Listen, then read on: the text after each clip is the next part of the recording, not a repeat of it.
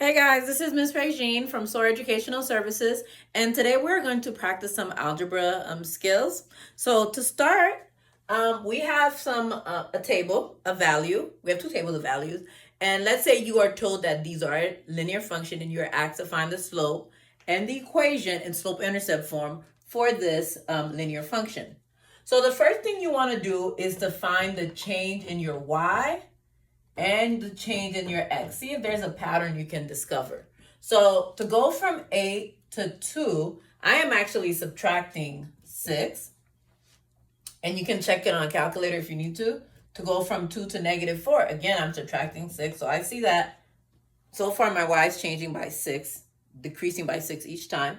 So now go on the other side and let's see what the change is in my x. And the change in my x is I'm actually adding 2. To go from negative 1 to 1, and I'm adding 2 to go from 1 to 3. So to write the slope can be written as change in y over change in x. So our change in y is negative 6, and our change in x is 2, so our slope is negative 3. Now to find the y-intercept, you can do it two ways.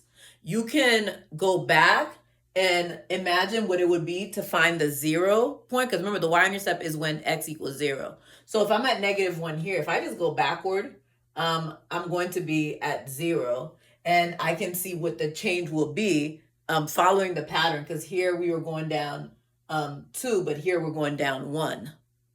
To go from negative 1 to 0, you're just going backwards 1. Well, increasing, but yeah, you're going up 1.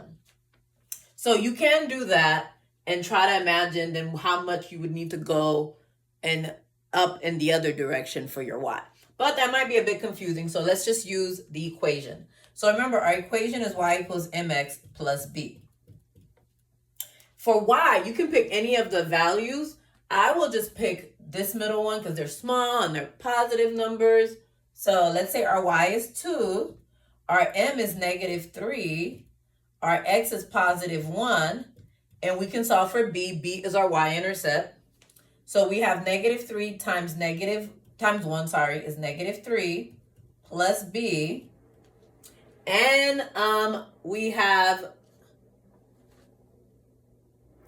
plus 3 plus 3. All right, so b equals 5. Okay, and actually, so you see, this is why I usually use the equation, because thinking of it backwards, so negative 1, you would be moving to 0. So you would actually have to squeeze it in here at 0 and 5. So our equation is y equals negative 3x plus 5. So that would be the equation for that one. Now, this second was actually much easier. So let's see. And maybe you can pause and try it on your own first and see if you can come up with the equation. So here, we see our change in y. And in our change in y, we are actually adding 3. And again, you can check it on a calculator to see. And over here, we are adding 4.